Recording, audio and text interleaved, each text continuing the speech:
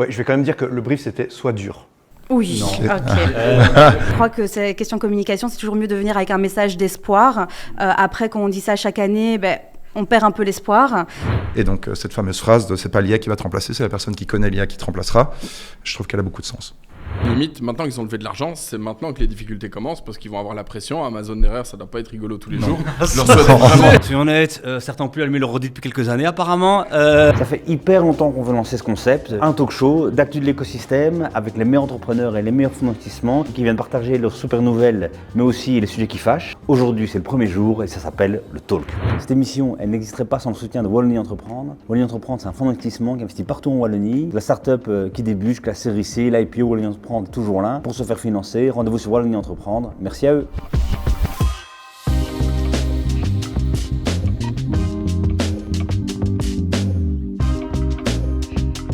Bienvenue dans cette nouvelle émission, c'est la première aujourd'hui ever de l'émission Le Talk. Merci à vous d'être là et j'ai envie déjà qu'on s'applaudisse parce que c'est beau et ça fait plaisir. Bravo, bravo. On y est arrivé, on a un casting ici d'exception, je vous le présente et il me corrige tout de suite. Alors d'abord, pourquoi on fait cette émission-là? Avant de vous présenter, j'ai déjà oublié ça. On fait une émission où on parle d'entrepreneuriat, on a plein de sujets abordés, des sujets qui fâchent, des sujets qui font plaisir, on va mettre des jeunes en avant, on va apprendre comment on maîtrise sur LinkedIn, on va voir comment eux aussi ils auraient fait quand...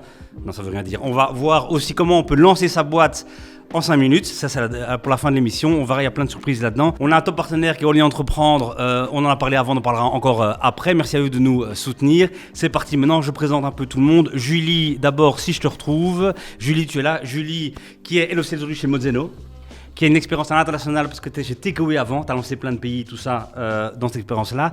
Tu as été country manager d'une grosse scale française il n'y a pas si longtemps que ça. Oui. Maintenant, tu es chez Mozeno. T'es la Head of Sales la plus cool, je pense, de Belgique, ça on peut le dire quand même. Merci. Pour l'instant, c'est correct? Pour l'instant, c'est correct, sauf que je suis Head of Sales et Opération. Mais bon, après, j'ai pas envie d'être arrogante, mais voilà. Mais quand même, disons les termes ici. Voilà. Merci beaucoup d'être venu. J'ai commencé à aller chez toi, Alexis. Vas-y. Alexis, toi, on t'a connu à l'époque, pour ceux qui sont depuis longtemps dans l'écosystème, chez Listen Think Twice. Exactement, ouais. Exactement. Maintenant, t'es 40 under 40. Oui, alumni officiellement. Alumni ouais. under 40. Et contrairement à ceux de Forbes, tu n'es pas en prison. Pas encore. Correct aussi. Pas encore. Correct aussi. Tu es aujourd'hui le CEO de Campfire, pardon. Tu fais des bots conversationnels. Tu nous dis un peu ce que ça veut dire? On aide les entreprises à utiliser de l'IA conversationnelle, donc à utiliser du texte ou de la voix pour automatiser certaines interactions, typiquement des chatbots. Mais on va aussi plus loin en intégrant ça dans les processus des entreprises, en automatisant tout ce qu'on peut automatiser. Trop bien, et ça me fait penser que j'ai évidemment oublié de parler de la thématique du jour parce qu'on a aussi un débat, un moment aujourd'hui. On parlera évidemment de ce qui nous excite aujourd'hui tous pour l'instant, l'intelligence artificielle. Est-ce que ça change vraiment nos métiers traditionnels? Est-ce que pour vous qui êtes des spécialistes de l'IA, ça change vraiment le monde? On va en parler juste après. Donc en parlant d'IA, Eric Delacroix, ici présent. Bonjour, merci d'être là. Co-founder CEO chez Euranova. Toi, l'IA, c'est vraiment ton métier. Tu traites de la big data, de la data et maintenant de l'IA. Tu vas nous en parler juste après. Raconte, c'est quoi votre business?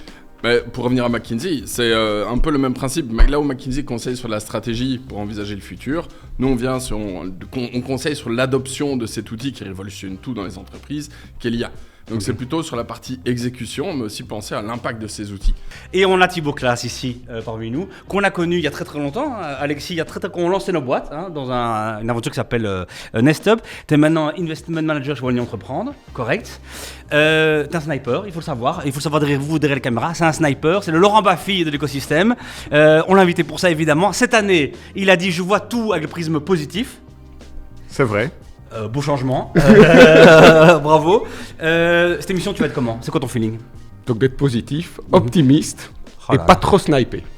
Ouais, ça dans cette émission, je préférais que tu snipes quand même un maximum parce que c'est pour ça qu'on t'a invité. Génial, nickel. On va commencer alors tout de suite. Ce panel est incroyable. Merci à vous d'être venus pour la première, d'avoir fait confiance. Ça te vient pour venir discuter là maintenant. On va faire notre première rubrique maintenant.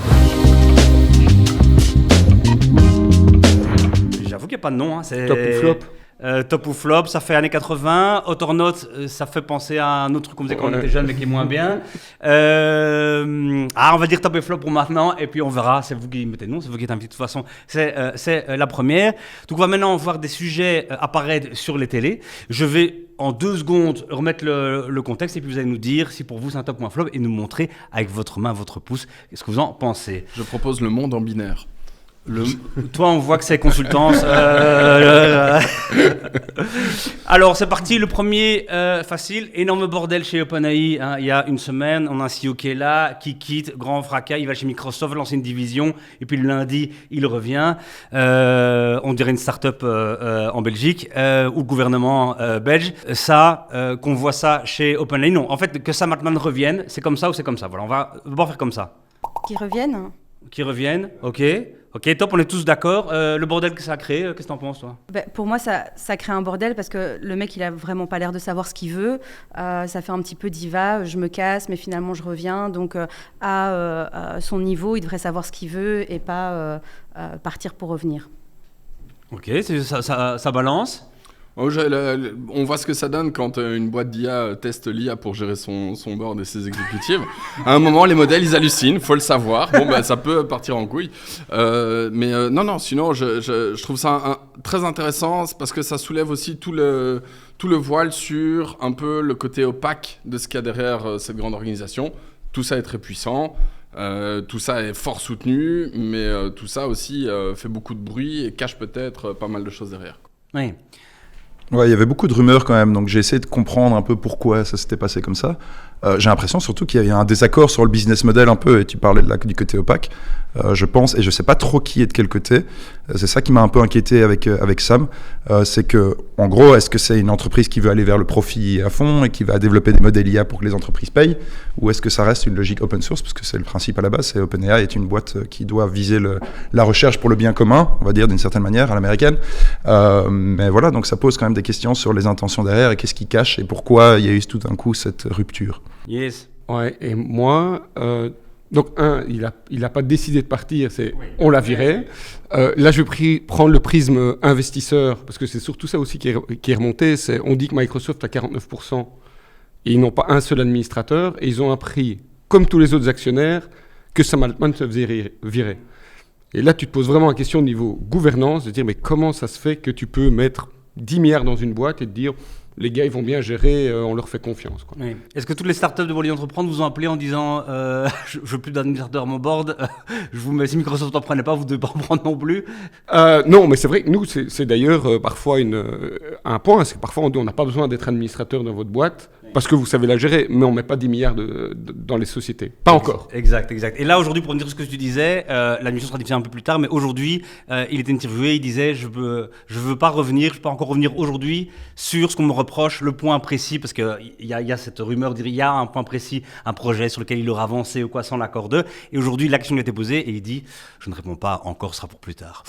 Encore un peu de drama, mais ouais. Alors ça fait parler d'eux, hein, mais aujourd'hui le principe c'est de faire parler, donc ça marche bien. Et en parlant de ça, l'intro tout trouvé. Merci beaucoup Alexis. Et une autre startup dont on aime aussi un peu le drama, que j'aime beaucoup évidemment, mais on peut quand même la défoncer si on veut. Cowboy qui nous annonce aujourd'hui l'Apple de l'e-bike, et ça tu aimes, ça Thibaut, l'Apple de l'e-bike, qui Adrien Rose sur CNBC qui nous dit que la rentabilité c'est pour bientôt, c'est pour demain, et qui est encore vivant aujourd'hui alors que d'autres ne le sont plus. La rentabilité Cowboy l'année prochaine, on y croit, on n'y croit pas, votre pouce maintenant. Ah, c'est beau. Balancez, pourquoi? Thibaut, tu commences. J'ai dit non, évidemment, on n'a pas les chiffres. Le problème, c'est que à chaque fois, c'est ce qu'ils veulent bien dire, et tu ne peux avoir que certains chiffres qui sont publiés 9-18 mois après, quoi. Donc, on n'a pas vraiment de connaissances. Maintenant, je ne sais pas aujourd'hui ce qu'ils auraient trouvé, bon, peut-être qu'ils le savent, mais qui permet que pendant des années, ils ont perdu pas mal d'argent, et sur chaque unité vendue, ils en perdaient, et qu'aujourd'hui, ce soit rentable. L'annonce de « on va être profitable », c'était pas très sexy de le dire les années précédentes, et depuis 2022-2023, tout le monde se dit « ah oui, mais demain, on sera profitable », quoi. Entre l'annonce et le réaliser, c'est pas évident. Donc c'est pour ça que je me dis, entre l'effet d'annonce et le est-ce qu'ils vont être capables, c'est pas facile. Alors nous, on a quelques startups en portefeuille qui sont arrivées, donc ça prouve que c'est possible. mais alors ça a quand même des conséquences assez dramatiques. Et encore une fois, c'est pas une société que je suis beaucoup, mais alors ça veut dire que tu dois se lâcher à fond dans le personnel. Je sais pas si ça a été fait. Voilà. Il est possible, Julie, qu'est-ce que t'en penses, toi? Je pense que déjà, question communication, de dire l'année prochaine, nous ne serons toujours pas profitables, c'est pas hyper positif. Donc, ils le sont, ils disent qu'ils le seront. Ils veulent l'être, quoi. Oui, mais ils vont pas dire genre l'année prochaine nous ne serons toujours pas profitables. C'est ça que je veux dire. Donc question communication de dire l'année prochaine on sera toujours pas, peut-être en 2026. Voilà, je crois que c'est question communication, c'est toujours mieux de venir avec un message d'espoir. Après quand on dit ça chaque année, on perd un peu l'espoir. C'est un peu des fausses promesses, je sais pas, mais j'espère vraiment pour eux parce que je trouve que c'est une très jolie société et qu'ils seront profitables l'année prochaine et qu'on aura tous les trois tort. Donc voilà. Et Alexis Eric, justement, on a bien évidemment tiré sur les comètes et donc et Cowboy parce qu'aussi la communication et tout. Il y a plein de choses évidemment à leur reprocher, mais on aime bien les bâcher. Et puis on a vu qu'en fait Van Move tombait, que tout le monde tombait, qu'en fait l'argent, c'était pas que pour Cowboy où les fonds devenaient plus compliqués, c'était pour tout le monde. Mais quand même avec on a compris la deuxième vague. Voilà, c'est quoi maintenant le feeling un peu sur? Est-ce qu'on nous a quand même bâché un peu trop vite? Maintenant qu'on voit que Van Move, qu'on pensait plus solide, plus machin, ils sont tombés avant eux, eux sont encore debout. Est-ce que on peut avoir une petite fierté ou Eric Appel est d'accord du tout? Moi, pas bâcher, jamais. Un collègue entrepreneur, il y a des gens qui se mouillent, bravo. Je leur souhaite d'arriver à faire ce qu'ils disent. Moi, pourquoi je me dis non? C'est qu'ils ont annoncé déjà plusieurs fois ça et que c'est pas arrivé. Van Move est tombé. C'est quand même pas un signe très positif. Et pour avoir discuté avec des acteurs de la fabrication de vélos, beaucoup considèrent qu'en fait, il est extrêmement difficile de faire un vraiment bon vélo électrique dans un marché hyper compétitif. Donc, effectivement, pression sur les prix, alors que leurs prix de fabrication sont assez élevés, créer de la rentabilité est difficile. Par contre, ce qui est sûr, c'est qu'ils ont trouvé d'excellents investisseurs. Ils sont soutenus par des très gros. Ils pourraient chercher à devenir la Ferrari du vélo. Là, ils seraient soutenus dans ce discours-là par leur board, c'est sûr. Mais c'est un chemin super compliqué, super ambitieux. Voilà, je leur souhaite d'y arriver. Mais je pense qu'il faut... Ouais, soit ils ont trouvé une recette secrète, soit il y a encore quelque chose qui va soit les aider à continuer, parce qu'ils ont fait un très beau produit. Je n'ai jamais essayé, je ne sais pas si c'est un bon produit, mais le fait est qu'effectivement, ils sont toujours là et qu'ils veulent montrer quelque chose de très appealing et bravo pour ça. Ils sont toujours en train de se battre, quoi qu'il arrive, ça, moi, j'admire. Top, ouais, ceux qui se battent, on aime bien ça. Attention, prochaine news, parce que vraiment j'ai bossé. Donc on a annoncé pas d'aide à l'export pour les entreprises à Bruxelles, ça fait un petit trauma dans l'écosystème. Et on a le témoignage ici de Thibaut Martens qui aidait les boîtes à avoir des subsides, donc qui est directement impacté évidemment, donc il est parti pris dans ce dossier-là. Et donc Thibaut Martens qui a réuni une centaine d'entrepreneurs autour de lui, nous raconte un peu de contexte, après on réagit là-dessus. Pour remettre donc le contexte, la secrétaire d'État bruxelloise Hans Persons a décidé il y a quelques semaines de supprimer complètement les aides à l'export, donc les subsides à l'export pour fin 2023 et la totalité de l'année 2024. Cette décision pour nous est complètement soudaine et absolument pas concertée, ce qui pose énormément de problèmes à des entrepreneurs. Nous avons eu plein de retours d'entrepreneurs qui avaient réservé par exemple des foires pour l'année prochaine et qui se retrouvent sans aucun soutien financier. Payer 10 ou 15 000 euros pour un stand tout seul, sans intervention de la région, ça devient extrêmement douloureux. La fin des aides à l'export, qu'est-ce qu'on en pense, votre pouce? Qu'est-ce qu'un pouce levé, qu'on est content ou... Ouais, non, ouais, t'as raison. On n'est pas moi, je suis d'accord, pas d'accord avec ce qu'il dit plutôt. Ah bah alors fais-le comme ça. Il se mouille pas, c'est la deuxième fois qu'il fait comme ça. Moi, je trouve ça un peu trop facile. Non, mais c'est juste que ça dépend de la question. Ça dépend de la question, parce que en gros, je trouve ça pas terrible d'arrêter les aides à l'export, effectivement. Je trouve ça un peu extrême de dire que c'est la seule chose. Moi, je suis d'avis pas pro-subside, alors que j'en fais pas mal. Mais c'est juste que je trouve que c'est souvent...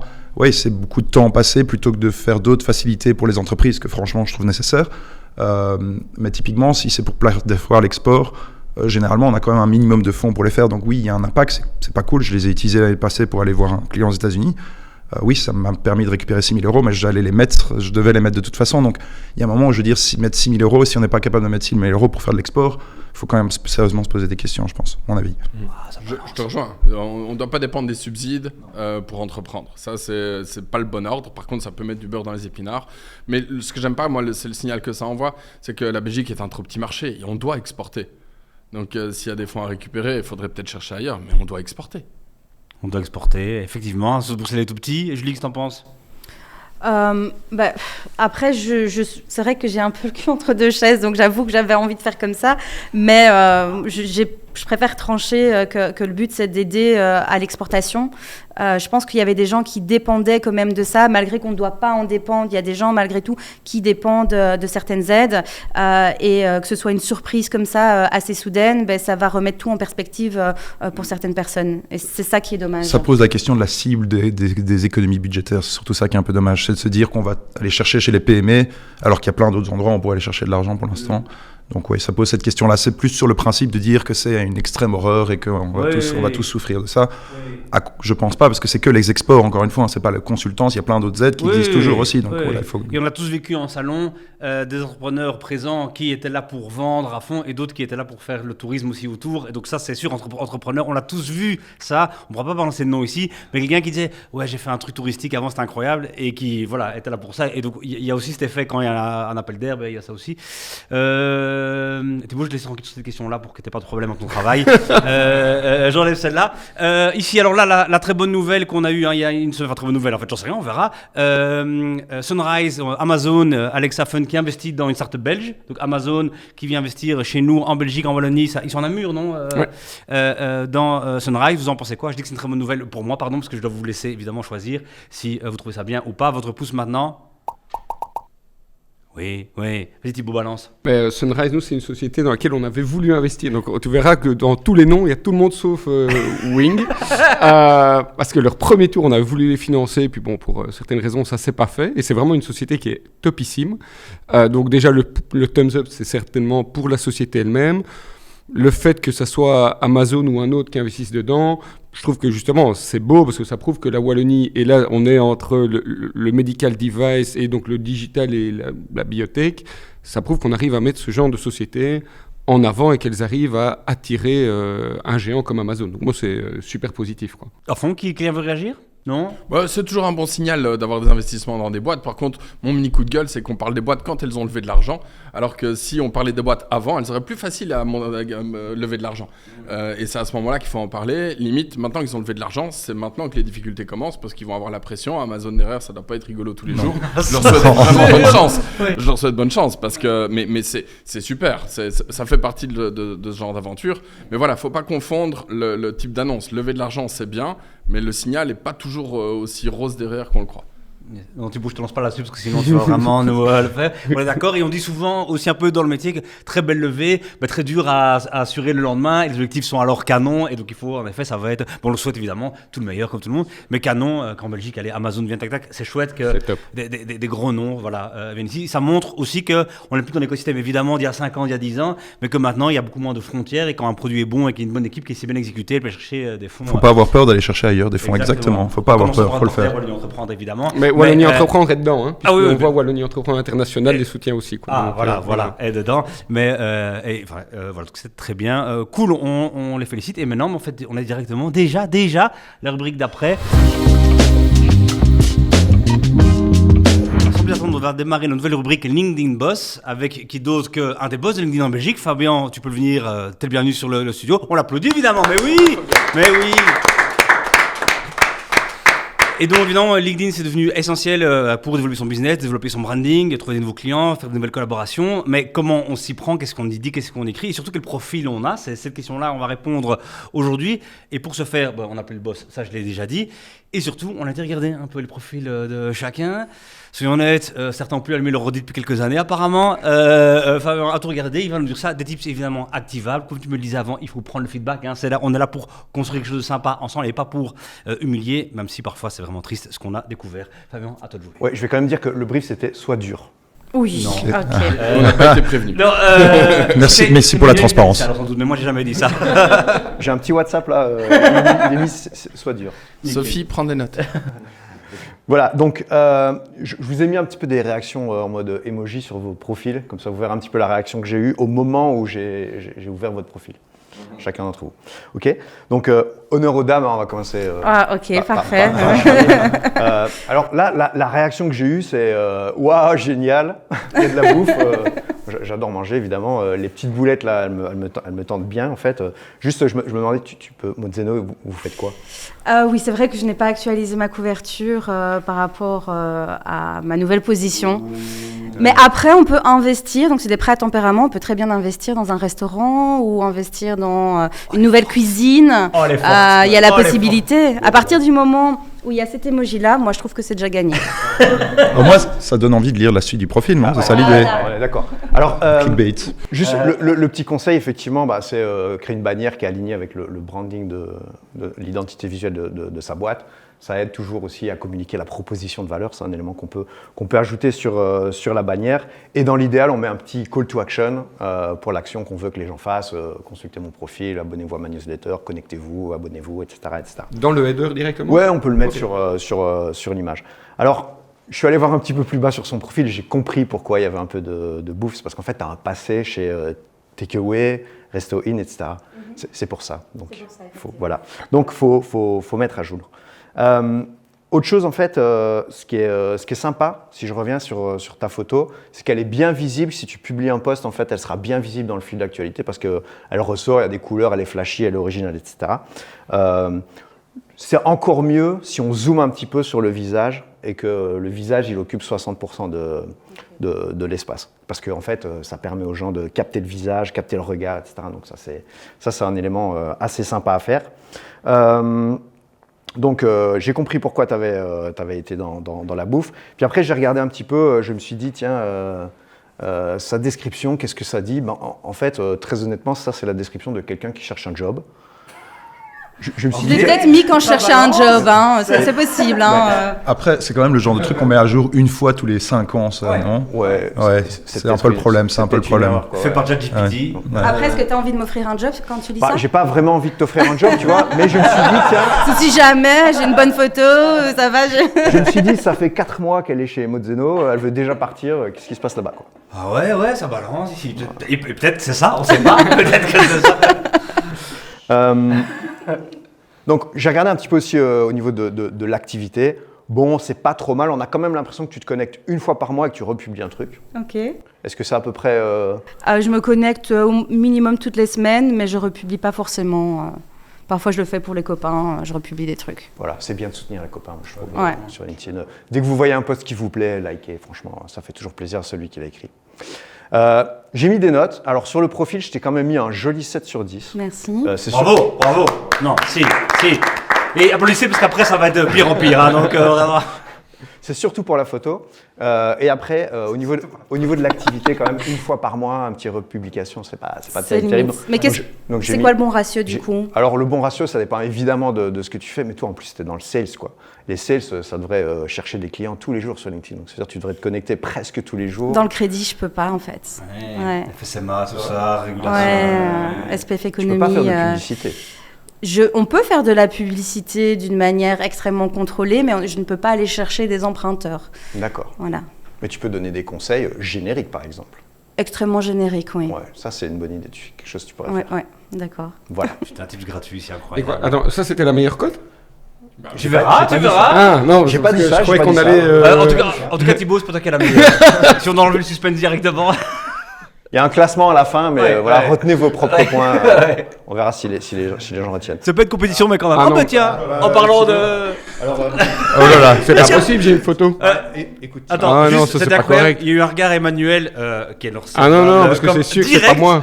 Direct. Non, Ah c'est un non, autre. C'est un autre manager. Non, non, mais qu'il n'y ait pas de photo et C'est pas un de. usurpateur. Chez Wallonie Entreprendre. Non, non, mais moi, il y a une photo et il y a truc. Regarde, Ouais. voilà. Mais alors, je sais pourquoi. Et je vais t'expliquer. Ok. Mais alors, juste quand même, la réaction, Il y a c'était une plutôt... preuve, c'est vrai.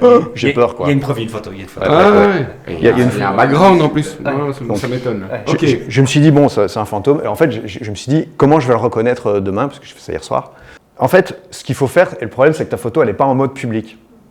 Et donc, ceux qui ne sont pas connectés avec toi ne la voient pas. Mais du coup, tu diminues tes chances d'augmenter la taille de ton réseau, puisque personne n'a envie de se connecter avec un fantôme. Ok. Voilà, donc c'est dans les paramètres, tu peux faire en sorte que... Mais ça, tu le feras juste après. Tu le feras, quoi. J'ai un tarif horaire.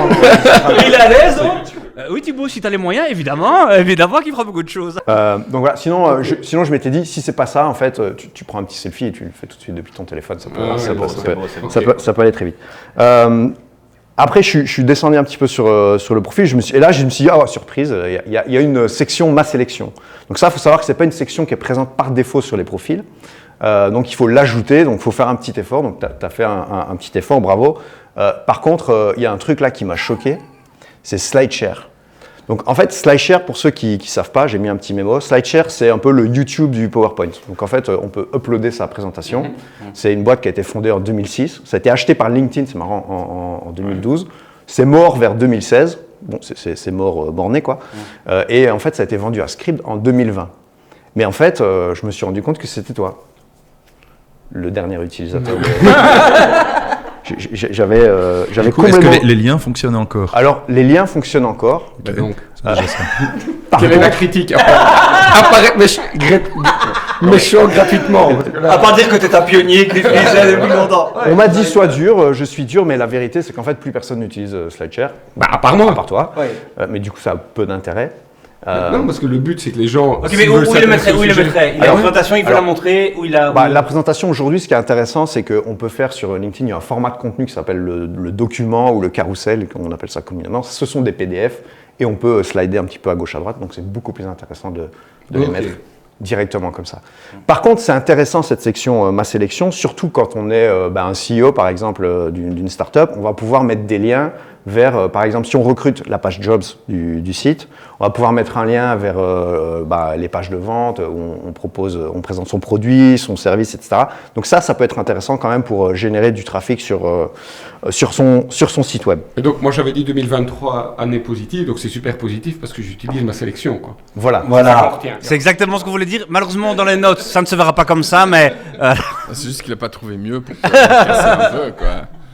Après, il y a quand même un truc aussi, c'est que tout ce qui est là, c'est de ton job précédent. Donc, ton employeur qui est dans la salle, ils vont peut-être te dire... Ouais, mais ça, je peux les mettre à jour. Ok, ça va, je le mets à jour. Ok. Niveau activité, on est aussi sur du reshare. Hein, donc, ici, on voit que ce sont des republications. Et ça marche, hein, parce qu'on voit qu'il y a même une collègue qui a liké de Wallonie Entreprendre. Bravo. Par contre, un petit conseil, en fait, les repartages sur LinkedIn, c'est bien, ça fait plaisir, mais en fait, c'est plus puissant de faire un petit commentaire, ça offre plus de visibilité à l'auteur du post et ça vous offre plus de visibilité à vous aussi, puisque LinkedIn, en fait, on voit dans son fil d'actualité, quand vos contacts ont commenté un post, tout simplement. Donc ça, c'est un petit conseil que je vous donne, c'est republier, c'est bien, mais commenter, c'est mieux. Mais la première publication, là, c'est une republication avec un commentaire de ma part. En fait, il y a deux types de republications. Moi, je veux bien être noté, mais il faut que ça soit correct. Vous voyez comment il est au boulot? Vous voyez comment il est? Il faut se le taper, le mec. Hein, il faut se le taper. Il y a le repost et il y a le reshare, effectivement. Le reshare. Parce que le premier, c'est republier, effectivement, avec un commentaire, etc. Donc là, on est plutôt dans le top. On est d'accord. C'est pour ça que les likes, ils comptent chez toi. Mais 15 likes, c'est quand même pas folichon, surtout quand on sait qu'il y a la moitié... C'est peut-être parce que je suis passé un pas et que les gens ont pas envie de me liker. Non, la moitié, j'ai regardé, c'est des boîtes dans lesquelles tu as investi et tes collègues. Non, peut-être, t'as raison, c'est une piste à creuser quand même. Regardons ça plus tard. Donc les notes, pour le profil, j'ai mis un petit 2 sur 10. Ça, je me sens bien là. Voilà. Ouais. Donc bravo Julien. Tout ça parce qu'il protège sa vie privée. Quoi. Ouais, je trouve c'est bon. Et au niveau activité, j'ai mis un petit 5 sur 10. Nickel, maintenant on passe à Eric. Alors Eric, voilà le profil. Bon, j'ai eu un petit peu moins peur, mais quand même, hein, parce que là, il n'y a pas de bannière. J'ai déjà expliqué tout à l'heure ce qu'on pouvait faire sur la bannière. Pareil, hein, tu peux faire la même chose. Niveau activité, il y a quand même des publications. Et en fait, c'est même plutôt pas mal quand tu regardes l'engagement. C'est-à-dire que tu as 56 likes d'un côté, 62 de l'autre. Bon, 2 commentaires, c'est pas terrible, mais c'est déjà bien. Ce qui me manque un peu, c'est de la régularité. Parce que, comme j'ai dit tout à l'heure, en fait, sur LinkedIn, ce qui est intéressant, c'est de créer de la visibilité de manière régulière. Et c'est ça qui va faire en sorte que les gens vont vous voir et vous connaître et puis vont avoir envie de vous ajouter à leur réseau. C'est ça qu'on voit ici, en fait. Hein. La dernière publication est quand même 5 mois et 9 mois. 2 fois par an, c'est pas terrible. Au niveau des notes, ça donne 4 sur 10 sur le profil. Je pense surtout, ce qui te tue, c'est la photo de profil, quoi. On se demande si c'était pas le jour où tu as été arrêté à la douane. Moi, je trouve que ça fait un peu pochette d'album. Je trouve qu'il y a un petit côté Renault ou quelque chose comme ça. J'ai toujours voulu être bassiste, mais j'ai jamais pu gagner ma vie avec ça. Et Julien, j'aimerais bien que tu fasses un vraiment ralenti quand on dit cette remarque à Eric, qui a une tête sympa depuis toute l'émission. On fait cette remarque-là et il reprend cette tête, la même que là, qui est vraiment hyper fermée, et on a vraiment la même tête. Ah, c'est vrai, et on peut le voir ici, Eric est beaucoup plus sympa en vrai que sur la photo, voilà, ça on pourra le dire, quoi. Oui, mais pas toujours. En émission qu'il y a des caméras. Voilà, et niveau activité, un petit 6 sur 10, c'est de nouveau la régularité et la fréquence. Alors on arrive sur le profil de Alexis. Alors là, je me suis dit, faites. Allez, Il y a la bannière avec le branding de Campfire. Il y a CEO, donc Social Proof. Il y a un petit élément ici que je trouve intéressant, c'est qu'en fait, on ne dit pas Alexis, on dit Alexis. Ah, c'est comme ça que je l'ai dit dans Ouais, mais c'est parce que je vise l'international, donc je le dis avec un S à la fin, effectivement. D'accord. Et effectivement, j'ai remarqué que beaucoup de gens écorchent surtout mon nom de famille, donc je me prends quand même un petit plaisir à dire si vous pouvez écouter, ça me ferait plaisir. Tu peux le dire comme ça pour nous? Safarikas. Merci. Voilà. Un autre élément qui est intéressant, c'est que tu fais partie du Belgium's 40 Under 40. Ça, c'est top. Tu l'as mis aussi dans ton titre de profil. Par contre, ce que je te conseille, c'est de mettre le lien vers la page de Campfire sur le haut de ton profil à la place de la page Belgium 40. Ah, c'est le cas. Ok, ouais, parce que j'ai mon petit Visit My Website maintenant qui s'est affiché là sur mon profil. Ouais, ça c'est en plus, parce que tu as un compte payant et que tu as bien fait. Et d'ailleurs, c'était ma remarque suivante, c'est qu'en fait, tu as mis le bouton, et ça c'est très très bien, c'est une nouvelle fonctionnalité de LinkedIn qui a quelques semaines. Niveau activité, en fait, ça va, ça manque un peu de régularité, mais je t'avoue qu'en lisant ton contenu, je me suis dit non, d'abord en regardant l'activité, oh non, encore un republieur. Et puis je me suis dit non, je vais quand même creuser parce que les republications c'est bien, mais il publie des vrais contenus et franchement, j'ai même eu envie de cliquer sur le bouton suivre.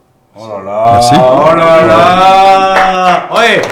Et les notes, ça se... Ouais. Ouais, après, j'ai quand même du boulot apparemment. Bon. Toujours un petit peu de boulot. Mais au niveau des notes, un bon 7 sur 10 sur le profil et un petit 7 sur 10 sur l'activité, quand même, bravo. Ça manque un petit peu de régularité. Je pense qu'il y a un classement, mais voilà. Voilà. On sait qui est en haut, on sait qui est pas en haut. Hein, J'ai gagné quelque chose aujourd'hui. Ouais. Il y a un classement, mais merci à tous d'avoir participé. Hein, c'est ça qu'on se dit. Involontairement, mais on a participé. Oui. Alors, tu avais des recommandations générales? Ouais, juste un petit rappel de tout ce que j'ai dit. Un profil LinkedIn, c'est pas seulement un CV, donc il faut le mettre à jour régulièrement. On met son profil en mode public, Thibaut. On ajoute une bannière aux couleurs de sa boîte pour le branding et pour l'image. La photo de profil, on sourit, mais pas trop, parce que vous savez que quand 60% de la taille de l'image, de la surface de l'image doit être occupée par le visage. Ça, c'est la surface idéale. Et le sourire, en fait, si on sourit à pleines dents, les études démontrent qu'on a l'air moins compétent que si on sourit un petit peu moins, mais qu'on sourit quand même. C'est pour ça, en fait. Et qu'on ne sourit pas, du coup. Très compétent. Plus t'es chiant, plus t'es compétent, en fait. C'est super bien. J'ai peur, mais alors. Alors, on se fait une petite sélection qui colle à ses objectifs business, lien vers le recrutement, lien vers un deck si vous cherchez des investisseurs, par exemple. On raconte son histoire dans la description. Ça, c'est intéressant parce que vous êtes plutôt sur des CEO ou des profils où on a l'impression que voilà, on cherche un job. Republier, c'est bien. Commenter, c'est mieux. Et puis surtout, quand on publie, on suit la règle des 3 R qui me tient à cœur. C'est régularité plus routine égale résultat. Allez, là, merci beaucoup. Merci beaucoup. Merci. Et pour les factures, ça part après. Il fera si vous les mettez. On discute juste après. Maintenant, nouvelle rubrique ici, Paid Forward, c'est le mot qu'on utilise souvent dans l'écosystème, il faut rendre aussi un peu aux gens qui entreprennent et tout. Quand nous, on a appris des choses, qu'on entreprend, on est dans un fonds, tu vois combien de startups défiler par an? 150. 150, la connaissance, il y en a un petit peu, vous êtes une entrepreneuriale. Et donc l'idée là de cette séquence, c'est de rendre un peu ça à des plus jeunes qui démarrent, qui lancent un peu leur boîte et qui ont une problématique. Et donc on va accueillir maintenant Alistair. Bienvenue, on t'applaudit évidemment. Et toi, tu vas venir nous parler de ta startup Milsilk. Ouais, exactement. Tu vas nous la pitcher. Le jury ici présent va te donner un avis sur le pitch qu'il entend. Et tu vas aussi nous dire, tiens, quelle problématique tu as pour l'instant et comment eux pourraient t'aider ou quels sont leurs feedbacks par rapport à ça. J'ai oublié de mettre ce slide là, mais donc ça, comme ça, tout le monde voit dans ta startup. Et c'est le Venture Lab d'ailleurs. Exactement, c'est le Venture Lab qui est mon incubateur à startup pour le moment. Oh là là, déjà une startup à bon dans la promo et tout, très très bon, qui nous a guidés vers toi. Merci à eux, je les remercie. Merci. Et maintenant, sans plus attendre, je vais mettre un minuteur qui indique 30 secondes, mais qui en fera 60 quand même. 3, 2, 1, c'est parti. C'est parti. Si je vous dis 35 millions, est-ce que ça vous fait penser à quelque chose? Rien du tout. En tout cas, c'est pas le nombre d'habitants sur la Terre, ça c'est sûr. 35 millions. C'est la quantité de litres de lait qui est jetée chaque année en Belgique directement à la ferme. Et notre objectif avec Milsilk, c'est de collecter ce lait qui est jeté directement à la ferme, en collaboration avec les producteurs, mais aussi avec les laiteries, parce qu'il y a également du lait qui est jeté à la laiterie. On estime à environ 1 million. Après avoir collecté ce lait, nous, on aimerait bien en extraire les protéines d'un côté et la matière grasse. Les protéines, on les revendrait à des industriels non alimentaires, plutôt axés sur les bioplastiques, la colle ou la peinture. Par contre, pour la matière grasse, pour le moment, on cible également des filières non alimentaires comme le biocarburant, mais on ne se ferme pas à d'autres portes, quoi. Donc voilà, ça c'est le projet Milk-Silk en lui-même, vraiment circulaire, quoi. Canon, on va applaudir quand même ça. Merci, merci. Premier feedback, Thibaut évidemment. Feedback ou question? Question, comme tu veux. Ouais, question que j'ai déjà oubliée parce que je ne l'ai pas noté. Aujourd'hui, qu'est-ce qu'il faut quand tu dis il jette le lait? Ça veut dire qu'il le jette de quelle manière et comment vous allez le récupérer s'il le jette, quoi? Ouais, alors il y a deux possibilités. Comment ils le jettent? Ils peuvent souvent, on va dire que les agriculteurs qui ont moins de 100 vaches laitières chez eux, dans 60 à 80% des cas, ils le donnent au veau. Ok? Pourquoi? Parce que payer un substitut alimentaire pour le veau, pour la croissance du veau, ça leur coûte cher. Et ce lait-là, au lieu de le jeter, qui est une perte sèche, ils préfèrent le donner au veau. Ou alors, ils le mettent dans la fosse à lisier. Et après, la fosse à lisier, elle est épandue sur les champs. Au-dessus, je vais dire de 200, 300 vaches par ferme, là, tout simplement, ils le mettent à l'égout. Ça, c'est le côté négatif, quoi. Donc voilà. Donc en réalité, dans la majorité des cas, ça a d'énormes impacts négatifs parce que sur le veau, ça peut créer des résistances aux antibiotiques par la suite et ça peut causer des problèmes au niveau de son estomac, de son rumen, etc. et donc de sa vie future en fait, tout simplement. Donc vous, comment vous allez aller faire maintenant pour le collecter, Alors, ce lait? Parce qu'aujourd'hui, c'est assez simple, ils le jettent, quoi. Oui, à l'heure actuelle, ils le jettent et la logistique, c'est un point extrêmement crucial du projet parce qu'on ne peut pas prédire réellement quand Marguerite elle va tomber malade et quand chez Jean il va avoir 2 vaches malades. Et donc ça c'est vraiment un gros souci. L'objectif ce serait que nous on fournisse une cuve à l'éleveur, une cuve annexe à son tank à lait et que lui il mette directement le lait de cette vache parce qu'à l'heure actuelle il le prend dans un seau et il le met soit dans la fosse à lisier, soit il va le donner au veau, soit à l'égout. Là l'objectif ce serait juste au lieu de le mettre dans un de ces 3 cas, il le met dans notre cuve. Et nous, via des capteurs, on a directement l'information qu'il y a du lait disponible à cette ferme-là. Et voilà, d'un point de vue logistique, au niveau des coûts, on sait très bien qu'on ne devra pas passer tous les jours. Parce que, imaginez, on va dire, une vache, ça produit entre 25 et 45 litres de lait par jour, même sous traitement. Mais on va dire, c'est pas rentable de passer pour 25 litres de lait, quoi. Donc, il faudra certainement laisser la vache, en tout cas laisser le lait plusieurs jours. Pourquoi? Parce que une vache, quand elle est sous traitement, elle est écartée minimum. Normalement, les vétérinaires ils préconisent 7 à 10 jours quand elle est sous traitement. Donc pendant 7 jours, normalement minimum, le lait de cette vache-là, il part à l'égout, chez le veau ou dans la fosse à lisier. Et en moyenne, une vache... Donc stop, parce que là, il part en pitch, évidemment. C'est gentil, mais tu demanderas son plan financier après. Et oui, tu peux investir. Voilà, si c'est ta question, oui, tu peux investir. Julie, t'as pensé quoi de ton pitch? C'était bien. T'étais légèrement stressée. Bon, ça c'est le côté sales chez moi, mais c'était extrêmement clair sur un temps imparti qui était quand même assez court sur un projet qui est, je pense, quand même complexe. Donc, t'as très bien structuré ça en moins d'une minute. Non, c'est clair. Après, je suis pas du tout spécialiste dans le lait, etc. Donc, du coup, c'est vrai que les questions que il y a du lait dans ce qui va dans le banane.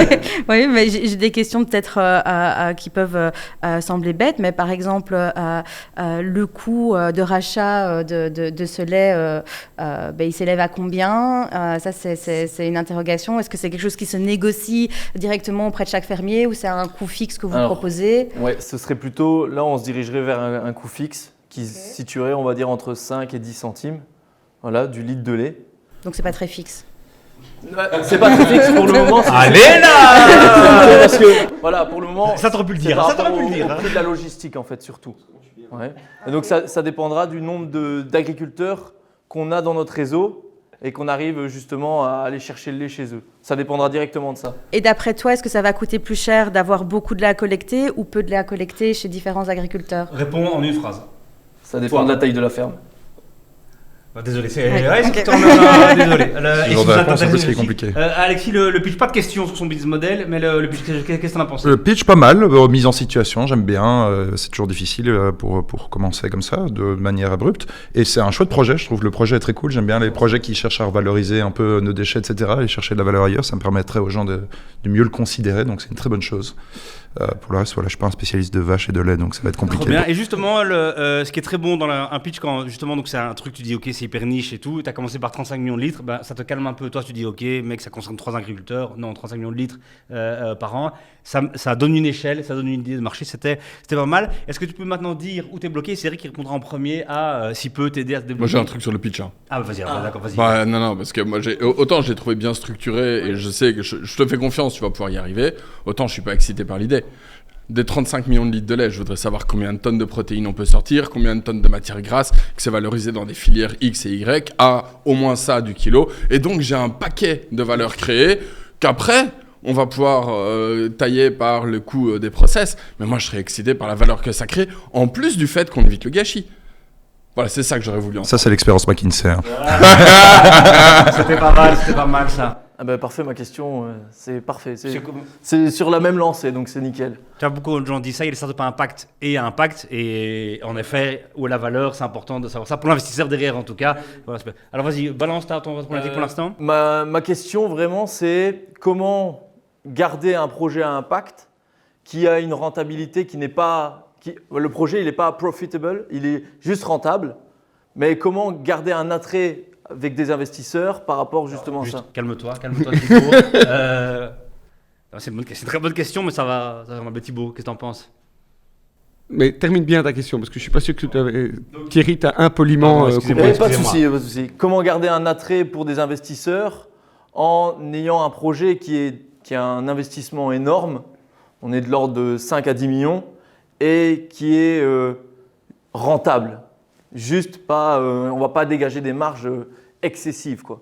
Mais qui a un impact sur l'environnement, sur le social, etc., qui est quand même non négligeable, quoi. Désolé, vas-y. Alors, ouais, en fait, bah, déjà, le 5 à 10 millions, effectivement, moi, il m'effraie, quoi. Et donc, pour diminuer cette peur, est-ce qu'il n'y a pas moyen de faire déjà des phases de prototype pour qu'on diminue et pour vraiment prouver déjà que le modèle peut aller? Parce que c'est vrai que quand tu as expliqué ça, je m'étais dit, il doit faire des cuves, quel est l'investissement, à quelle échelle d'abord pouvoir le faire pour pouvoir le faire grandir et diminuer ce risque de 5 à 10 millions qui peut être vraiment diminué au maximum. Et après, pour arriver à... Je fabrique une ou deux cuves, enfin, tu fabriques une ou deux cuves, pour arriver à répondre à la question qu'a posée Eric. Parce qu'aujourd'hui, à part le faire théoriquement, et même je ne sais pas si tu en es capable, ça pourrait le donner, quoi. Et c'est vrai que le danger est toujours de l'impact, c'est que si tu veux avoir de l'impact, il faut que ta boîte elle soit viable. Parce que si ta boîte elle n'est pas viable, tu n'as pas d'impact, quoi. Donc c'est quand même là, quand tu dis tiens, c'est impact mais c'est pas rentable, je ne suis pas tout à fait d'accord avec ça. Si tu veux avoir de l'impact, il faut que ta boîte soit rentable. Elle est rentable, mais elle ne dégage pas des marges excessives par rapport à l'investissement de départ. Je veux dire, on va donner un investissement, par exemple, pour une Big Pharma. On sait que dans les 10 ans, si la Big Pharma, avec les investissements qu'elle a, elle dégage des marges incroyables, quoi. Là, on n'est pas sur les mêmes marges, quoi. Donc, c'est ok, ça. oui, mais la Big Pharma, elle va peut-être se planter avant de pouvoir délivrer des marges. Ok. Donc c'est effectivement en balançant risque versus investissement, ça c'est une chose. Il y a des fonds spécialisés, il y a des fonds orientés impact, agriculture durable, etc. Et ils sont faciles à trouver, j'en connais d'ailleurs, si tu veux, je te donne un nom après. Voilà, c'est ça qu'on veut entendre ici. Et que par ailleurs, tu penses que tu peux augmenter la valeur de ton projet en l'inscrivant dans un écosystème. C'est-à-dire qu'il y a les fermes d'un côté, il y a les producteurs de beurre, etc. de l'autre. Si dans cet écosystème-là, tu arrives à rendre un service à d'autres, tes camions vont bouger, est-ce que tu peux rentabiliser certaines courses? Bref, chercher d'autres revenus streams à l'intérieur du même modèle, à ce moment-là, tu peux augmenter un petit peu tes marges et diminuer le risque des investisseurs. C'est toujours le même truc. Les investisseurs, ils investissent pas pour la beauté du geste, ils investissent pour avoir un retour sur l'investissement et ils essaient de ne pas scratcher la ligne à minima et si possible faire des multiples.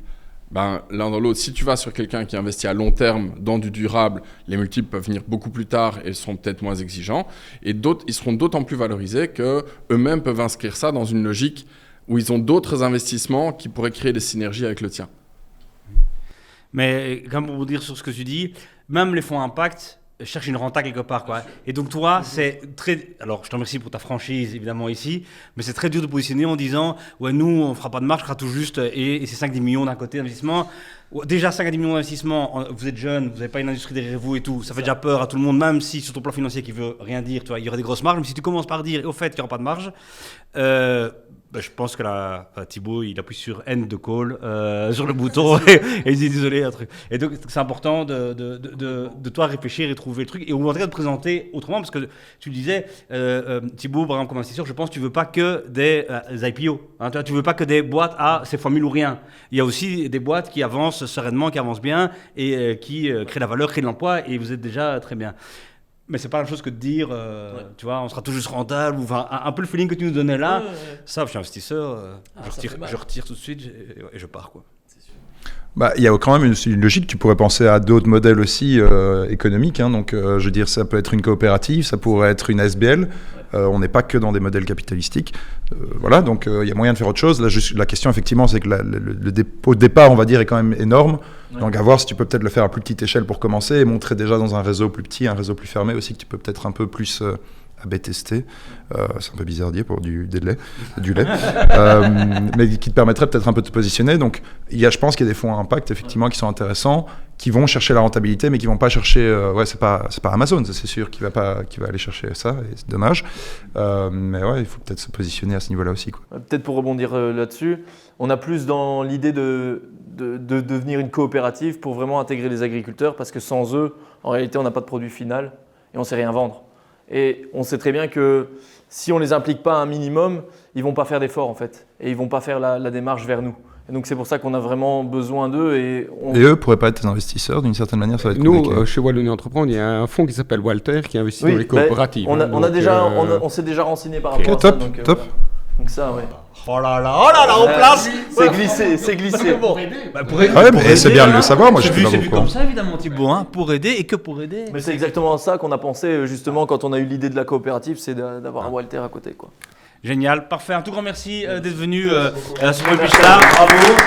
Et j'en profite surtout. Hein. Merci, c'est gentil. Yes, alors maintenant, c'est le débat qu'on attend tous ici. On va parler d'intelligence artificielle, que ça change pour vous dans vos métiers respectifs, et que ça change aussi pour vous, les experts. Qu'est-ce que vous voyez, que ça change vous qui êtes en première ligne là-dedans. Je mets un petit placement de vidéo d'Arte, allez la voir sur l'IA peut-elle créer de l'art et tout ça. Ça va être un peu notre fond. Et comme Alexis le disait avant, c'est aussi pour donner une caution intellectuelle à l'émission. Hein. On met du Arte, voilà, on est là-dedans. Donc ne regardez pas trop ça. C'est comme vous allez manger au restaurant qui a une télé, vous ne devez pas la regarder dans le fond. On est entre nous, parlons-nous.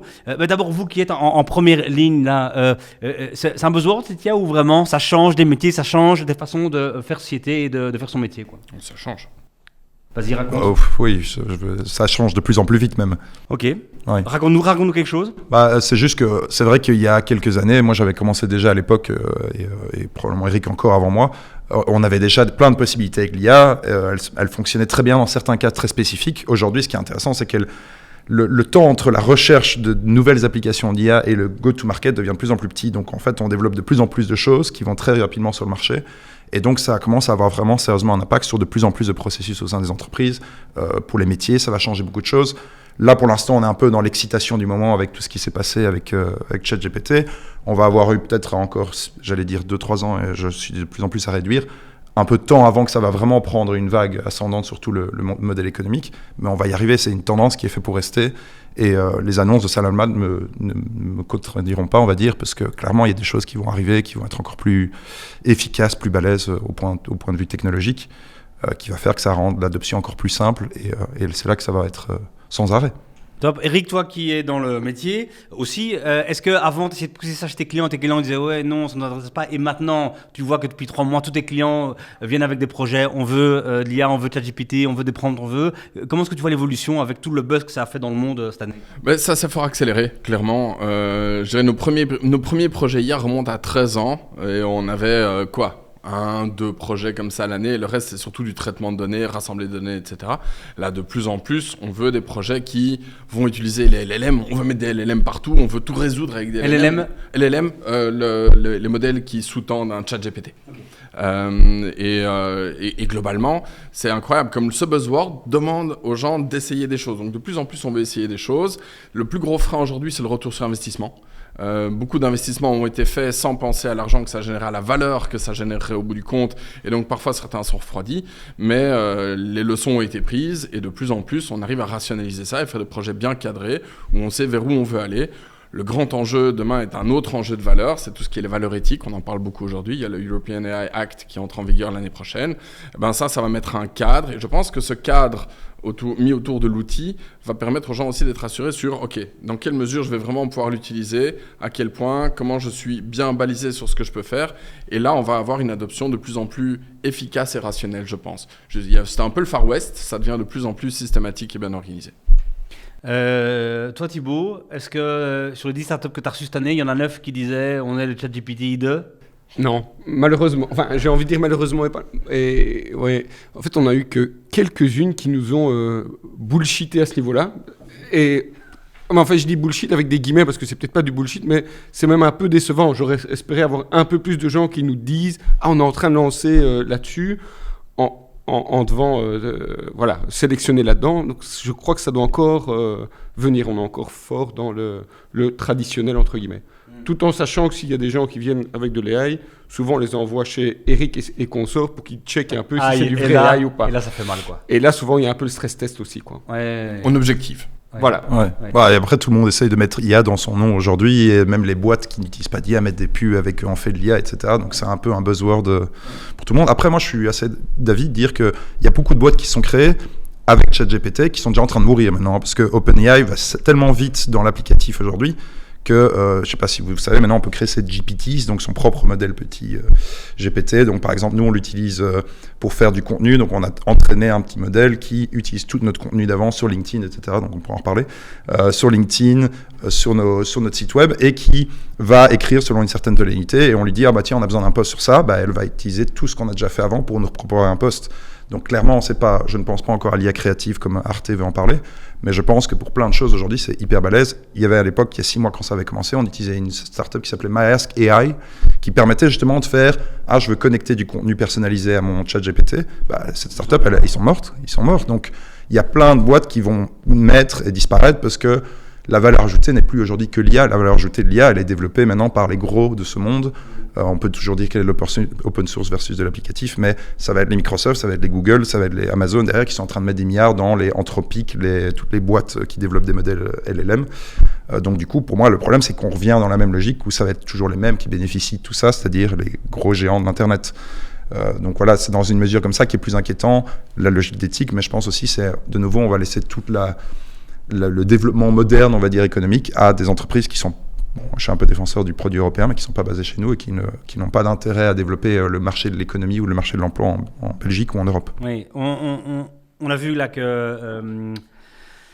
et j'ai un trou maintenant, ancien CEO de Free, Xavier Niel venait d'annoncer un lancement en France. En Belgique, on a beaucoup d'académiques, il y a la Trust Lab, il y a Fari Institute à Bruxelles. Est-ce qu'il y a des mouvements où c'est les Français qui vont prendre le lead ? Est-ce qu'il y a quelque chose, vous êtes au courant chez nous, quelque chose qui se passe pour faire de la science depuis des années et des publis, on voit quand même que dans l'IA, c'est 80% qui vient de Chine.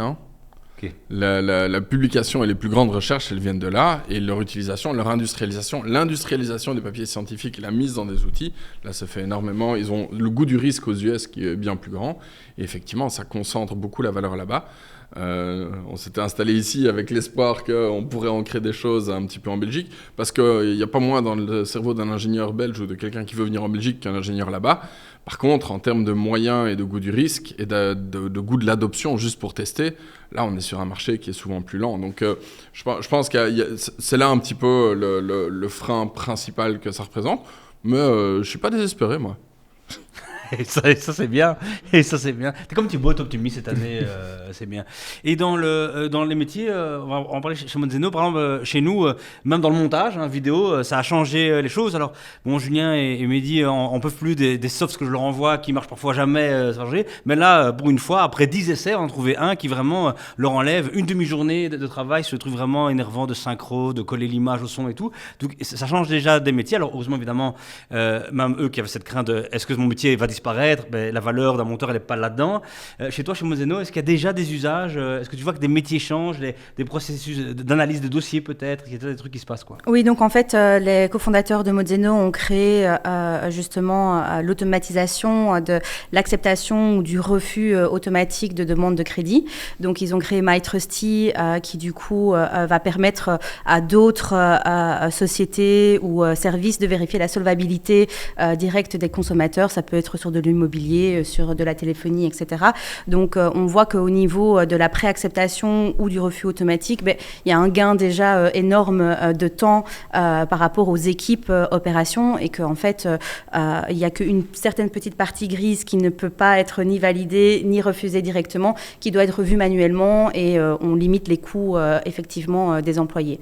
Donc ça, c'est une première chose. Et puis, moi, je suis une grande utilisatrice de ChatGPT et c'est vrai que là, pour l'instant, on est occupé de reshape toutes les formations, etc. en interne et j'ai demandé à certains agents de s'occuper de ces présentations-là et ils mettaient des temps indéfinis pour le faire, désolée, mais du coup, je leur ai envoyé, je dis, tu connais ça en fait, si tu veux donner un ton un peu plus formel, etc., tu colles ton texte et après tu le remets correctement et alors ils en sont dingues maintenant, mais ils me fournissent des trucs qui sont vraiment qualitatifs et du coup on peut aller sur de l'onboarding beaucoup plus rapidement grâce à ça, quoi.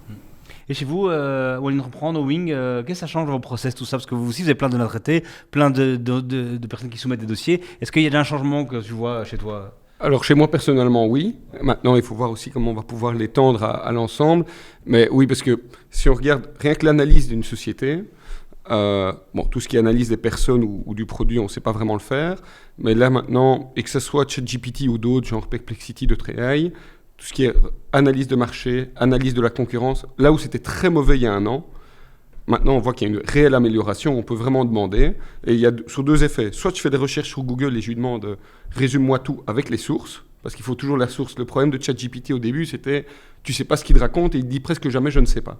Mais là maintenant on voit vraiment une amélioration, donc niveau analyse de marché, concurrence c'est bien meilleur. Et comme je savais que je venais ici, j'ai fait un test juste avant de venir, vraiment 1 heure avant de venir. J'ai anonymisé une note d'investissement que je suis en train de faire pour le moment, parce que je ne vais pas donner à ChatGPT telle société, etc. Donc, anonymiser les noms, les concurrents, etc. pour être rude. Et je lui dis, tiens, mais si tu étais un membre du comité d'investissement, qu'est-ce que tu penserais de cette note? Quelles sont les questions auxquelles la note n'a pas répondu? Et quelles sont tes suggestions? Quel est ton avis sur la boîte, quoi?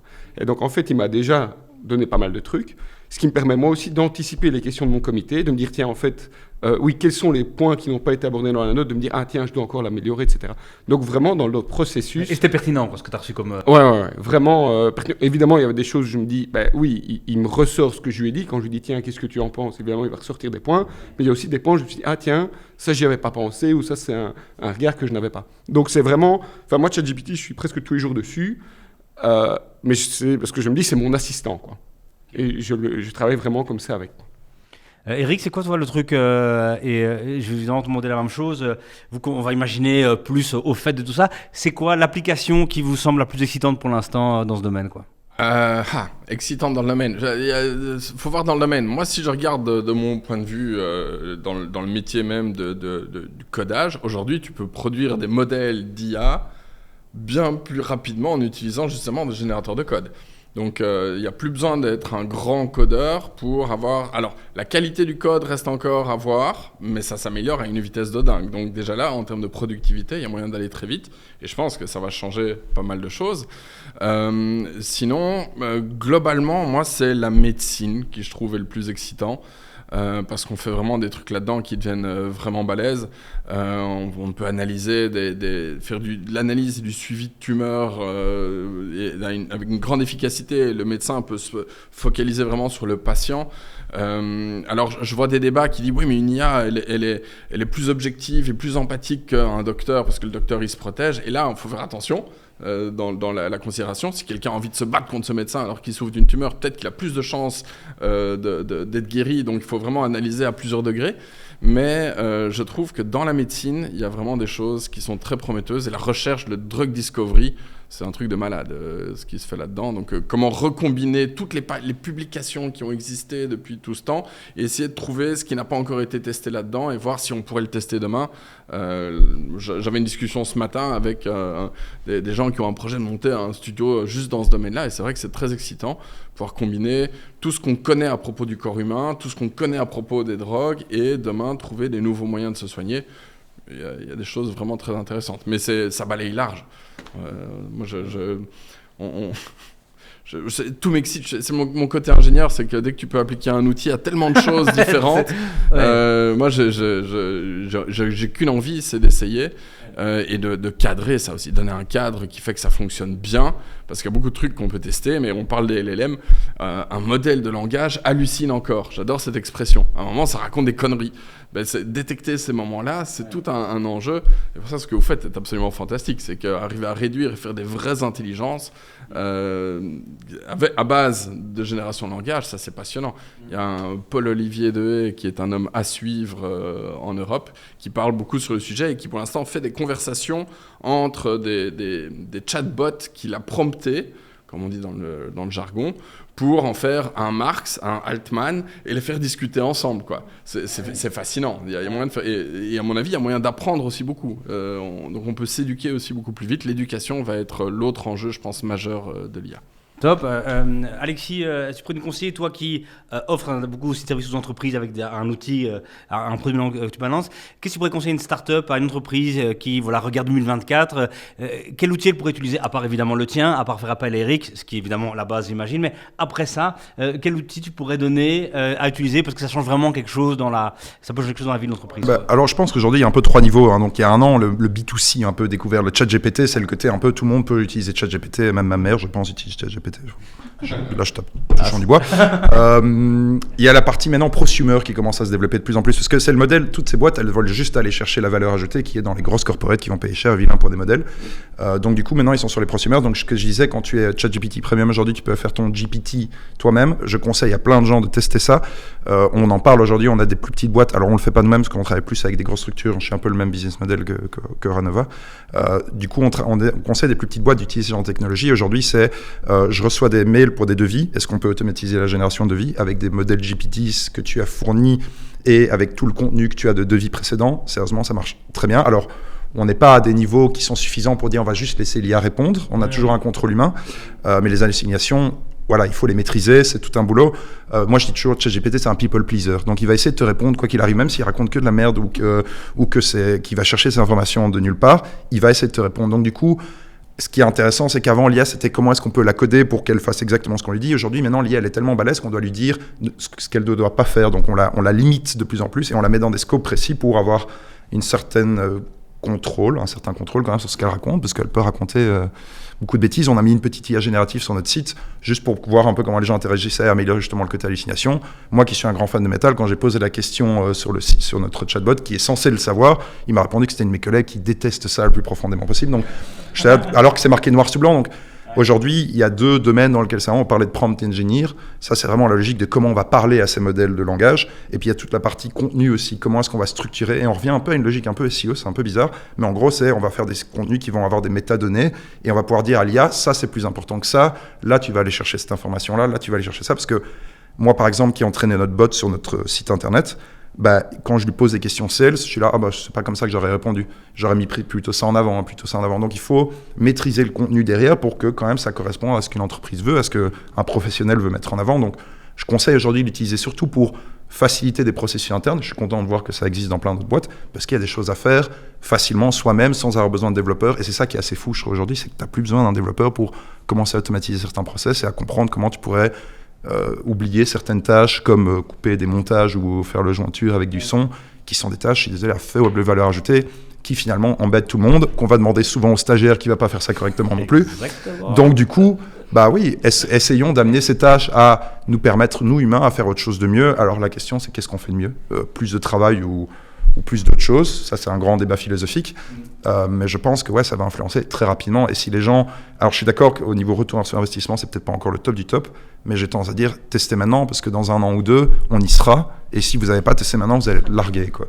Et donc cette fameuse phrase de « c'est pas l'IA qui va te remplacer, c'est la personne qui connaît l'IA qui te remplacera », je trouve qu'elle a beaucoup de sens. Fameuse phrase en effet. Top, merci beaucoup pour vos insights évidemment là-dedans. On va passer à la dernière partie. Maintenant pour la dernière partie de l'émission, et vraiment... c'est pas la moins intéressante. Vous êtes venus ici pour discuter, hein. C'était sympa, évidemment, on était là dans sa zone de confort, chacun son expertise, son truc et tout. On va aller maintenant un peu plus loin que ce qu'on a fait. Rappelons-nous un peu comment le mythe du lancement des boîtes, hein. On était dans le garage, Steve Jobs et Wozniak qui sont là en train de discuter dans le garage. Il y a d'autres boîtes aussi qui sont lancées là-dedans, Apple, Google, Amazon, Disney, avec cette phrase assez marrante, qu'est-ce que t'attends quand on m'excuse, j'ai pas de garage pour me lancer. Mais il y a ce truc-là, et c'est un peu ce qu'on a envie de vous soumettre aujourd'hui comme petite épreuve. C'est vous êtes maintenant déjà plus loin dans la vie que ceux qui se lancent, hein. Vous avez appris plein de gens, fonds d'investissement, start-up qui marche, scale-up, entreprise qui marche très bien, chez toi aussi, et de sales qui a fait plein de pays et plein d'expériences. Vous avez donc une expérience que d'autres n'ont pas. Et on va vous demander de revenir un peu au début. Au début, on va faire 2 teams de 2 personnes, elles sont déjà là, vous deux contre vous deux, et vous allez, donc le but évidemment c'est de gagner et d'écraser l'autre, hein, restons dans les startups de la compétition. Vous allez maintenant avoir 5 minutes, prendre de temps pour trouver une idée business que vous lanceriez aujourd'hui. Et donc vous devez vous mettre encore ensemble, laquelle vous lanceriez, comment vous le feriez, tout ça et tout. Et après ce temps-là de préparation, que vous avez 5 minutes, vous allez la pitcher, et puis on va décider, je vais décider quelle est la meilleure idée, et qui mérite peut-être un investissement de Wing, je sais pas. Je sais pas si je suis pas allé jusque-là, mais voilà. Donc il faut trouver, remettez-vous dans les chaussures de quelqu'un qui se lance aujourd'hui, en fin 2023, donc en 2024. Qu'est-ce que vous lancerez comme boîte ? C'est quoi le truc malin à faire cette année ? Quel marché vous visez ? Est-ce que vous avez besoin de financement ou pas ? Plan financier, on a besoin aussi, parce que 5 minutes, ça va être court. Non, hein, alors, quand même. exactement, tu dois pas encore le sortir, on est d'accord que c'est dans l'émission, mais voilà, c'est clair pour tout le monde ? Oui. Pas directement. La première idée, le domaine, c'est la bouffe qui me vient, mais je sais pas pourquoi. Parce que sinon, il y avait l'idée que je vous avais soumise de l'IA qui check le plan financier. Oui. Gain de temps, réservation. En gros, c'est du secrétariat digitalisé, quoi. Comme ça, c'est l'impact pour les deux. Voilà. Et donc la vision qu'on a, c'est qu'il faut plus d'entrepreneurs dans ce monde. Ouais. Et ça, toi, tu vas les pitcher. Je peux pitcher ça ? Ouais, on pitch ça sur le gain de temps et la facilité pour le consommateur et tout centraliser sur un seul et même programme. En débarrassant le partage de toute cette partie rébarbative et peu émotionnelle, on peut se focaliser sur les vrais facteurs clés de succès de l'entrepreneuriat. Parfait. Ah, c'est fait. Bon, on peut y aller ? Ok, donc vous êtes revenus. Vous avez une idée ? Oui. Vous avez une idée ? Oui. C'est une très bonne nouvelle qu'il y ait des gens d'ici, parce qu'on aurait pu le faire ici entre nous, mais il y a 30 personnes qui vous attendent en haut, et on vous allez pitcher devant un public qui ne vous connaît pas et qui a une moyenne d'âge de 25 ans. Allez, c'est Let's parti, go. on y va. Ah, ok, Merci beaucoup évidemment de nous accueillir. Donc merci, c'est spécial. Vous allez pitcher maintenant. Vous ne connaissez pas tous ces gens, ils ne vous connaissent pas, mais ils vont pourtant eux décider laquelle des deux startups ils investiraient dedans. Ils auront des questions sans doute pour vous. Bonjour à tous. Donc, je vais vous parler de FinSense. Chez FinSense, nous croyons que la Belgique a besoin de plus d'entrepreneurs pour un avenir économique radieux. Aujourd'hui, c'est parfois un peu morose. Avec plus d'entrepreneurs, on arrivera à faire plus de grands projets. FinSense, c'est une intelligence artificielle qui permet de revoir les plans financiers de manière automatique. Ce qui permet tant aux entrepreneurs de savoir les erreurs qu'ils auront faites qu'aux investisseurs et financiers de pouvoir détecter facilement les points de discussion. Tout ça nous ramène simplement à ce moment où des entrepreneurs et des investisseurs se rencontrent. S'ils peuvent se débarrasser de tout ce côté rébarbatif, des chiffres, des feuilles Excel, des trucs qui sont contraignants, etc., que tout ça a été checké, alors on vient vraiment au cœur des choses. C'est une rencontre qui se base sur les émotions. Les investisseurs investissent dans des gens qui ont des tripes. Les entrepreneurs veulent trouver des gens qui ont confiance en eux et que c'est cet équilibre-là qui va permettre vraiment de créer des beaux projets dont on ne connaît jamais la réelle destination finale, mais au moins on sait qu'on part avec une équipe. Bravo.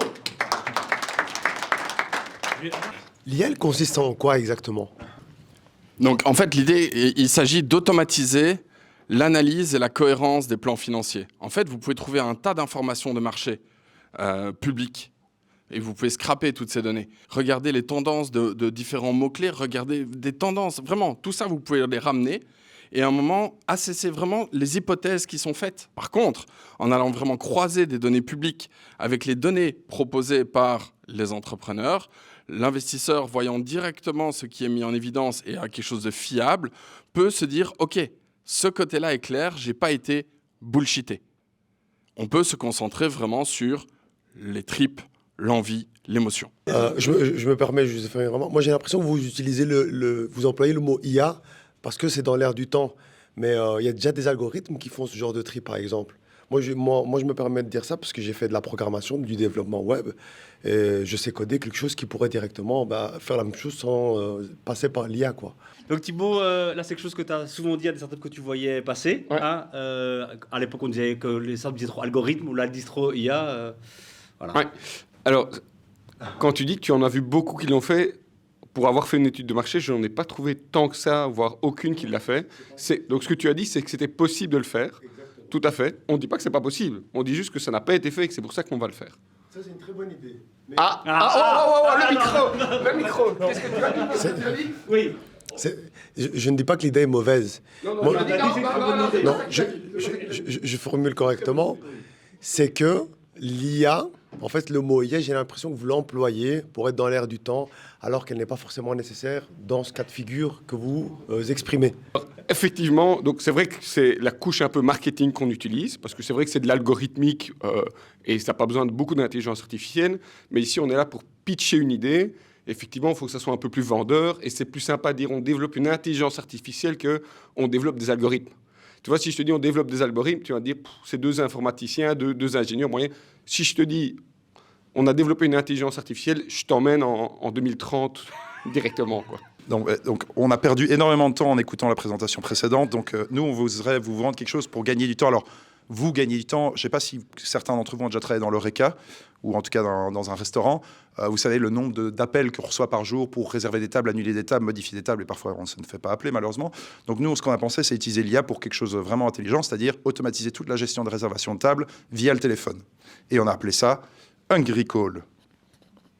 Voilà, donc je ne sais pas s'il y a beaucoup de personnes qui se font livrer à l'heure actuelle ou qui font beaucoup de réservations aussi par téléphone. Mais il faut savoir que par rapport à la livraison de repas à l'heure actuelle, avec les différentes plateformes de livraison qu'on peut avoir sur la Belgique, le plus gros concurrent de ces applications-là, c'est le téléphone. Parce que oui, il y a des gens encore à l'heure actuelle qui ne sont pas digitalisés. Donc nous, ce qu'on veut, c'est aller chercher ces gens qui ne sont pas digitalisés et leur proposer de téléphoner directement à un restaurant et de pouvoir faire des réservations directement. Donc, pas de panique, je sais qu'il y a déjà des sites internet, etc., qui existent pour faire du booking. Maintenant, le but, c'est vraiment d'aller chercher ces gens qui passent par un téléphone et de lier tous les calendriers avec les différentes applications qui peuvent permettre de faire des réservations. Donc, ça fait gagner du temps directement au restaurateur. En plus de ça, ça lui permet de ne pas être parfois antipathique au téléphone quand il est en coup de feu et qu'il doit s'arrêter pour prendre le téléphone et commencer à prendre des réservations. Donc, à partir de ce moment-là, on gagne du temps, tout le monde est content et c'est ça le but de Hungry Call. Hungry Call, pardon. Ça peut être les deux, parce que parfois quand on a faim ou qu'on attend super longtemps au téléphone, ça peut nous rendre angry. Et alors, comme on est un peu plus concret que les autres à côté, on a déjà un pricing. Donc, on a pensé, comme c'est plus ou moins 2 heures de temps par jour pour une personne de le faire, on s'était dit qu'avec 100 € par mois, ça devrait facilement couvrir le temps gagné par rapport au restaurant. Et c'est quelque chose technologiquement qui est aujourd'hui très faisable. Donc, on n'a pas de doute pour la mise sur le marché. À mon avis, la semaine prochaine, c'est déjà prêt. Du coup, vous avez dit que vous voulez facturer ça à 100 € par mois pour en fait offrir un service pour que les gens ne doivent plus être en contact avec le restaurant lui-même. Moi, personnellement, j'ai déjà géré un restaurant. Et du coup, l'idée, comme vous me la vendez comme ça, c'est que j'aurai moins contact client. Et en plus, vous me facturez de l'argent à la fin du mois. Pourquoi est-ce que je le ferais? Je connais un restaurant à Rue-Neuve qui, lui, a une application où toute la Rue-Neuve, donc que ce soit employé ou personne aussi, un site ouvert, peuvent réserver et commander à l'avance aussi. Donc, il y a déjà, comme vous avez dit, beaucoup de gens, jusqu'à, on va dire, la moyenne de 30 à 35 ans, qui commandent maintenant en ligne. Ceux qui sont au téléphone, comme vous dites, c'est des gens qui, soit n'ont pas envie d'aller en ligne ou ne sont pas encore habitués à tout ce qui est en ligne. Donc, c'est déjà pas beaucoup de gens en soi. Donc, c'est pas comme si on est overbooké par ces appels non plus, personnellement. Par rapport au restaurant dont tu me parles, c'est quoi comme type de nourriture? Fast-food? Oui, fast-food. Ok. Quelle est la moyenne d'âge justement des gens qui prennent du fast-food? Généralement, les gens qui venaient. Voilà. Et généralement, c'est des gens qui sont quand même assez digitalisés. Ouais. Voilà. Est-ce qu'on réserve dans un fast-food des tables? Pas spécialement. Voilà. Donc en fait, c'est pas la cible. Voilà. C'est ça. Donc en fait, nous, on va chercher justement des restaurants tels que des brasseries, des tavernes, des restaurants aussi étoilés. On peut aller dans des restaurants gastronomiques, Goemio. Donc la cible est quand même assez large. Mais malgré tout, le fait d'utiliser un téléphone, d'appeler et de devoir juste dire la même chose que tu aurais dit à une personne, c'est pas de la vraie digitalisation. Par contre, pour le restaurant, lui, c'est de la digitalisation et c'est un gain de temps. Et donc, c'est ça que nous, on veut faire. Et surtout pour la partie humain, parce que ça, je comprends toujours, hein, quand on dit on va remplacer de l'humain par l'IA, parce que c'est ton point aussi. L'idée, c'est que tu puisses passer plus de temps avec tes clients au restaurant, du coup, aussi, et donc avoir la vraie relation en face à face que dire un téléphone, ou parce que les gens réservent en ligne, donc tu n'avais quand même pas la relation non plus. Donc l'idée ici, c'est de se dire, tu peux allouer ton temps à quelque chose justement qui sera plus humain que d'aller répondre au téléphone pendant des coups de feu, parce qu'apparemment ça arrive à certains quand même, d'avoir des coups de feu et d'avoir un téléphone qui sonne tout le temps. Génial, un tout grand merci pour vos questions, pour leur pitch. C'est une société qu'ils ont inventée en 5 minutes, donc c'est un exercice pour la vidéo. Maintenant, je vais vous demander de voter. Main levée. Qui vote? C'est Fincent? Ouais, Fincent. Qui vote pour Fincent? Ok. 3. Qui vote pour Angry Call? Oh là là, allez, bravo, on peut vous applaudir. Yeah, donc c'est la fin déjà de cette émission, c'était la première ever, donc merci à vous tous, on peut se réapplaudir une fois parce que c'était vraiment incroyable, grâce à votre participation, c'était dingue, on a bien reçu d'applaudir. Merci à Wallonie Entreprendre pour le soutien, sinon cette émission sans eux n'existerait pas. Merci à vous d'avoir participé, merci d'avoir pitché sa première fois, merci d'être venu dégommer un peu sur LinkedIn, merci d'avoir gagné cette battle incroyable, et merci d'avoir participé à cette battle, c'est top. Merci beaucoup, inscrivez-vous, commentez, rejoignez les comptes LinkedIn de tout le monde, dites au revoir à Emmanuel, merci Emmanuel pour le soutien, que tout se passe bien, et que tout le monde cartonne jusqu'à la prochaine émission, quoi. À plus, au revoir. Merci. Bye. Salut.